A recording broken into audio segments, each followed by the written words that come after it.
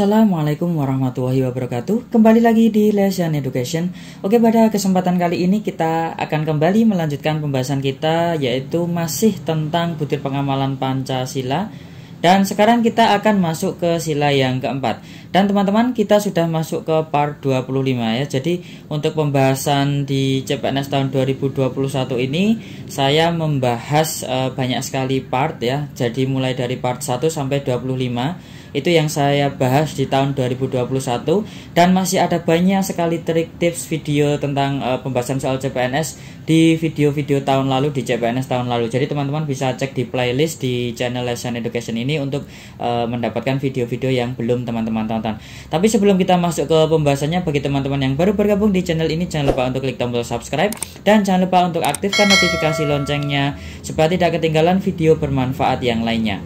Oke teman-teman, sekarang kita akan melanjutkan ke soal ini ya, ke sila yang keempat.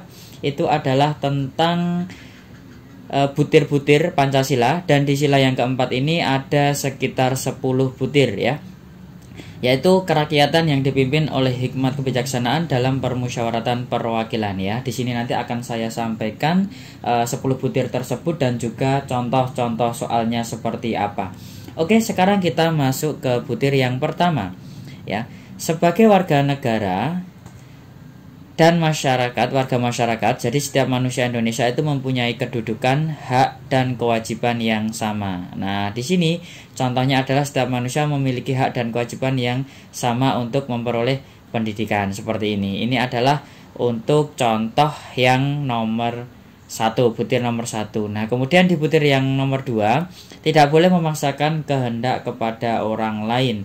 Nah, di sini contohnya adalah tidak boleh kita terlalu memaksa kehendak sendiri terhadap orang lain, apalagi melakukan penyuapan ya. Jadi nanti teman-teman, misalkan nanti di soal ya, di soal itu ada kasus ya, ada kasus tentang penyuapan ya, seperti itu.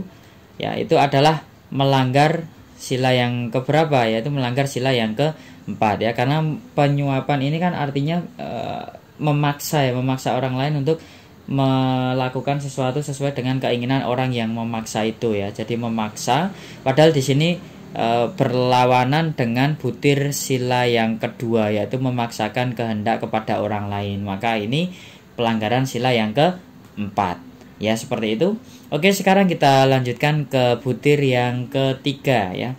Butir yang ketiga yaitu mengutamakan musyawarah dalam mengambil keputusan untuk kepentingan bersama. Nah, contohnya di sini adalah ketika ada perbedaan, kita perlu mengutamakan aspek musyawarah ya, tidak boleh mau menang sendiri ya. Jadi di sila yang keempat ini kata egois ya, itu berlawanan ya, berlawanan dengan sila yang keempat ya, tidak boleh memaksakan kehendaknya ya.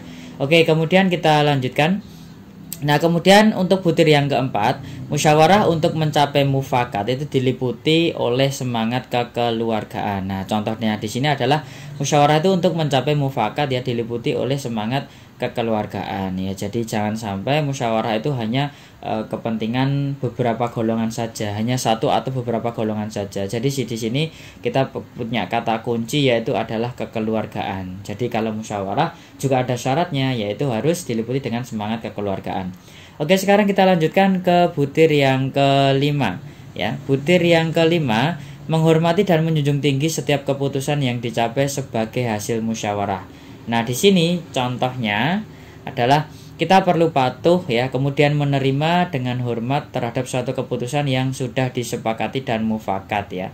Memang dalam musyawarah itu banyak sekali perbedaan pendapat ya, akan tetapi kalau sudah disepakati ya, sepakati bersama, maka kita harus menghormati keputusan itu ya. Tidak boleh kita misalkan sudah disepakati, kita di belakang itu selalu mengkritik yang tidak baik seperti itu tidak boleh.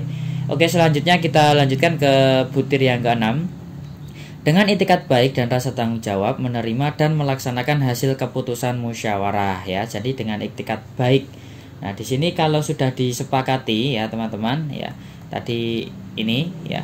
Contohnya ini Jadi kalau sudah disepakati, kita punya etikat baik ya untuk bertanggung jawab menerima dan melaksanakan hasil keputusan tersebut ya. Melaksanakan keputusan hasil musyawarah ya. Jangan nanti ketika musyawarah itu sudah sepakat setuju ya, nanti setelah diketok palu nanti tidak mau mengikuti apa yang sudah disepakati bersama, yaitu melanggar sila yang keempat. Oke, sekarang kita lanjutkan ke butir nomor 7 ya. Butir nomor 7, di dalam musyawarah diutamakan kepentingan bersama di atas kepentingan pribadi maupun golongan. Nah, ini di dalam musyawarah itu perlu mengutamakan itu kepentingan bersama daripada kepentingan pribadi ya. Memang seperti tadi ya, pendapat itu berbeda-beda. Jadi misalkan nanti ada di soal CPNS, di soal itu mengatakan ada musyawarah saling adu argumen seperti itu, adu argumen ya.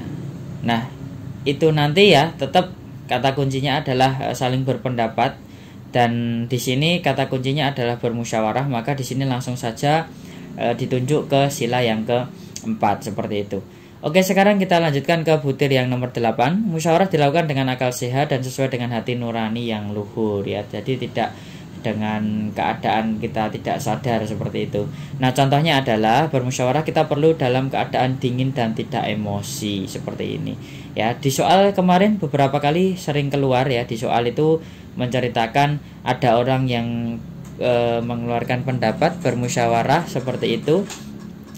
Kemudian karena pendapatnya ingin dihargai, maka mengeluarkan pendapat tersebut dengan penuh dengan emosi seperti itu. Nah, padahal itu bertentangan dengan sila yang keempat. Oke, sekarang kita lanjutkan ke soal butir yang ke-9. Nah, keputusan yang diambil itu harus dapat dipertanggungjawabkan secara moral kepada Tuhan Yang Maha Esa, menjunjung tinggi harkat dan martabat manusia, nilai-nilai kebenaran dan keadilan, mengutamakan persatuan dan kesatuan demi kepentingan bersama. Nah, di sini contohnya di sini adalah dalam pengesahan keputusan itu hendaknya keputusan tersebut sesuai dengan norma ya, serta dapat mempertahankan martabat. Oke, seperti itu teman-teman. Sekarang kita lanjutkan ke butir yang terakhir, yaitu butir yang ke-10. Memberikan kepercayaan kepada wakil-wakil yang dipercayai untuk melaksanakan permusyawaratan. Nah, di sini contohnya adalah mempercayai penuh ya dan menyerahkan terhadap wakil terpilih untuk menjalankan tugasnya ya. Seperti dalam pemilu ya, nanti kalau ada soal tentang pemilu seperti itu, ya itu pasti langsung mengarah ke sila yang keempat karena berhubungan dengan perwakilan permusyawaratan seperti itu ya. Jadi kata kuncinya tadi apa saja? Ada kata pemilu, kemudian musyawarah. Sini ya, saya tulis di sini. Kata kuncinya tadi untuk sila yang keempat itu seperti pemilu, kemudian ada kata musyawarah, kemudian kekeluargaan.